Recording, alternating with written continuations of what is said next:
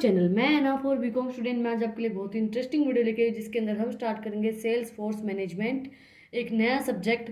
BCom 6 same के अंदर आता है ये सब्जेक्ट, क्योंकि इसकी बुक मार्केट के अंदर अवेलेबल नहीं है सेल्स फोर्स मैनेजमेंट की, इसलिए ये मेरे हैंडमेड नोट्स है।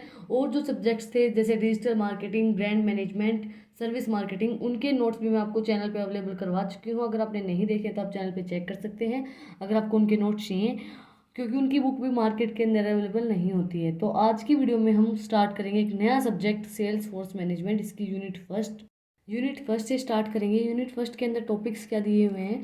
Development and role of sellings in marketing, background बताना है हमने उसका, डेवलपमेंट कैसे हुई सेलिंग्स की, types of selling, the marketing concept and relationship between sales and marketing, कैसे रिलेशनशिप है सेल्स और मार्केटिंग के बीच में, टाइप्स ऑफ सेलिंग, मार्केटिंग का क्या कॉन्सेप्ट है, और development and role of selling in marketing background.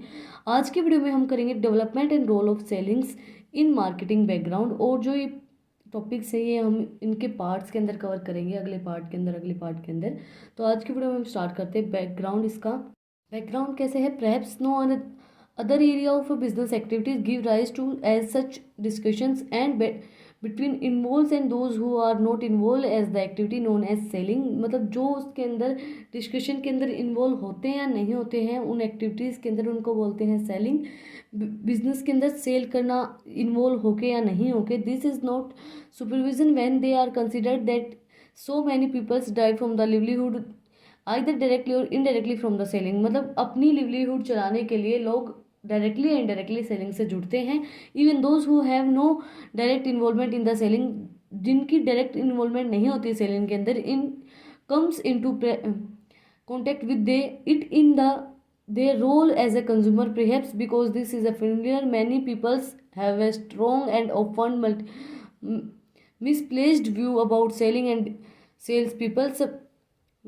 Strangely, many of these miscommunications as held as people who have spent their working lives in selling, so that might will be case in the familiar beats commitment. मतलब ये क्या बोल रहे हैं कि जैसे कई लोग क्या होते हैं, ये बोलते हैं कि सेलिंग अच्छी चीज़ नहीं है, या फिर सेलिंग मतलब वो बोलते हैं कि सेलिंग जैसे उनको मतलब ये लगता है कि वो काम हमें नहीं करना चाहिए, लेकिन फिर भी लोग करते हैं। तो उस चीज़ के बारे में बताया गया है कि सेलिंग का कोई अच्छा बैकग्राउंड नहीं रहा है। अब जो मॉडर्न जो सेलिंग है उसकी characteristics of modern selling, customer retention and deletion. जो कस्टमर की रिटेंशन है, जैसे many companies find that 80% of the sales come from 20% of the customer. This means it is widely devote considerable resource to retaining existing high volume, high potential and high profitability customers। अगर आपको high profitability customers चाहिए हैं, high profitability potential है, आपका high volume है, तभी आप उसको कस्टमर्स आपकी सेलिंग के प्रति अट्रैक्ट होंगे।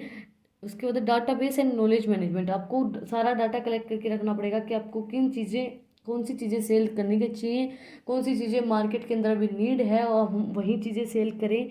और नॉलेज आपको पूरी होनी चाहिए मार्केट के बारे में, मार्केट के अंदर क्या चल रहा है, क्या ये बोलते हैं ना जो ट्रेंडिंग में चल रहा है, उस चीज़ के बारे में आपको पूरी नॉलेज होनी चाहिए। इसके अंदर the modern sales force needs for the trending is the use of creation of customers database and लो how it is used to internet to add the sales task, record customers information on the card and send in the order through the post of the head office।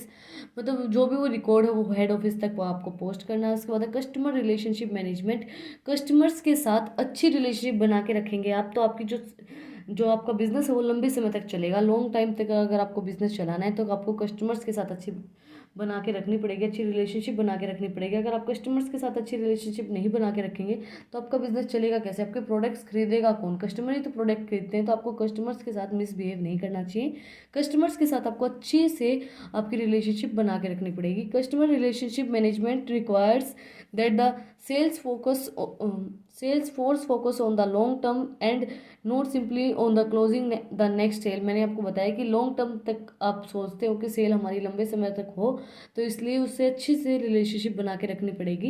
इसके बाद marketing the products की जो marketing होती है, the modern sales person is involve in the such broader range of activity the simply planning and making a sales presentation मतलब sales की जो presentation है वो अच्छी होनी चाहिए। ये नहीं होता कि जो सेल्समैन होता है, जो सेलिंग करता है, वो इतनी अच्छी प्रेजेंटेशन देता है, इतने अच्छे से आपको चीज़ों के बारे में बताता है, समझाता है प्रोडक्ट के बारे में, कि आप ना चाहते हुए भी उस प्रोडक्ट को लेके आ जाते हैं। तो उसी तरीके से आपको मार्केटिंग करने के बारे में, प्रोडक्ट की मार्केटिंग करने के बारे में आपको अच्छे से नॉलेज होनी चाहिए। आपको उसकी प्रेजेंटेशन देनी आनी चाहिए। इसके बाद problem solving and system selling. जो problem solve and system selling, much of modern selling partially in the business to business situation is based upon the salesperson action as a consultant working of the customers in identify problem to determine needs of perhaps process of and implement effective solution. मतलब जो भी problems face कर रहा है customer आपके product के प्रति या किसी भी प्रोडक्ट के प्रति जो आपने सेल किया है उसको डिटरमाइन कर रहा है कस्टमर, तो उसकी जो प्रॉब्लम्स उनको सोल्व करना चाहिए, उनको आइडेंटिफाई देखना चाहिए कि वो क्या प्रॉब्लम्स बता रहा है, वो है या नहीं है, रियल में है या नहीं है, और भी कोई कस्टमर्स उन प्रॉब्लम्स को फेस कर रहा है या नहीं है, उन सब चीज़ों के बारे में नॉलेज लेके उसके इम्प्लीमेंट करना चाहिए, उसका सॉल्यूशन निकालना चाहिए। इसके बाद satisfaction need and adding value. Customer अगर सेटिस्फाई नहीं होगा आपकी सेलिंग से तो क्या फ़ायदा उस चीज़ का, फिर आपका जो बिजनेस है वो लंबे समय तक नहीं चलेगा। The modern sales person must have ability to identify the satisfaction of need. Some customers do not recognise they have a need. मतलब कुछ कस्टमर्स ऐसे होते हैं कि वो रिकॉग्नाइज नहीं कर पाते कि उनको इस चीज़ की नीड है, बट आपको इस तरीके से उसको सेटिस्फाई करना पड़ेगा, इस तरीके से आपको उनको जो चीज़ें हैं वो समझानी पड़ेंगी कि कस्टमर आपसे सेटिस्फाई रहे, कस्टमर्स को सेटिस्फेक्शन मिले कि हाँ हम जहाँ गए थे वहाँ से अच्छा प्रोडक्ट लेके आए, हम उनसे चीज़ से सेटिस्फाई हैं। अभी इसका डायग्रामेटिक रिप्रेजेंटेशन है कैरेक्टरिस्टिक्स ऑफ मॉडर्न सेलिंग का। Customer retention and deletion, database and knowledge management, customer relationship management, matter the market the product, problem solving and system selling and adding value of satisfaction needs. जैसे मैंने ये diagram क्यों बनाया है, क्योंकि जब आप कोई भी सीबीएसई का या कोई भी कॉम्पिटिटिव एग्जाम या फिर कोई भी ग्रेजुएशन लेवल पे कोई भी एग्जाम देते हैं तो आपको ये ज़रूरी है कि आप डायग्रामेटिक रिप्रेजेंटेशन करके आए, जिससे टीचर्स को, जो टीचर होते हैं जो चेकिंग करते हैं पेपर, उसको ये लगता है कि बच्चे ने मेहनत की है, उसको इफेक्टिव वे में दिखाने के लिए। अब जैसे कि एक तो मैंने नॉर्मल वहाँ जो पीछे पेज था उसके ऊपर लिख रखे थे कि पॉइंट्स लिख रखे थे, अब एक हम देख रहे हैं कि ये इफेक्टिव वे में ये डायग्रामेटिक रिप्रेजेंटेशन मैंने अब कर रखी है।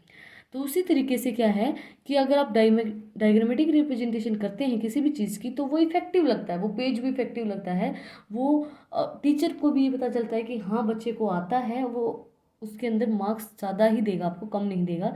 इसलिए अगर आपको पॉइंट्स अच्छे से याद है तो उसकी डायग्रामेटिक रिप्रेजेंटेशन करके आए, सॉरी। तो की वीडियो में हमने पढ़ा है इसका background, development and role of selling in marketing, कैसे डेवलप हुई है, कैसा इसका बैकग्राउंड है, इसकी कैरेक्टरिस्टिक्स क्या क्या है। अगली वीडियो के अंदर हम करेंगे टाइप्स ऑफ सेलिंग, क्या क्या कौन कौन से टाइप की होती है सेलिंग। अगर आपको मेरी ये वीडियो पसंद आई तो इस वीडियो को ज़्यादा से ज़्यादा लाइक करें, और भी अगर आपको किसी भी सब्जेक्ट के नोट्स चाहिए जिनकी आपको बुक मार्केट के अंदर अवेलेबल नहीं होती है बीकॉम से रिलेटेड, तो आप मुझे कॉमेंट सेक्शन में बता सकते हैं। अगर आपको मेरी ये वीडियो पसंद आई तो इस वीडियो को ज़्यादा से ज़्यादा लाइक करें, चैनल को सब्सक्राइब करें, बेल आइकन प्रेस करें for new updates. Thank you for watching my video.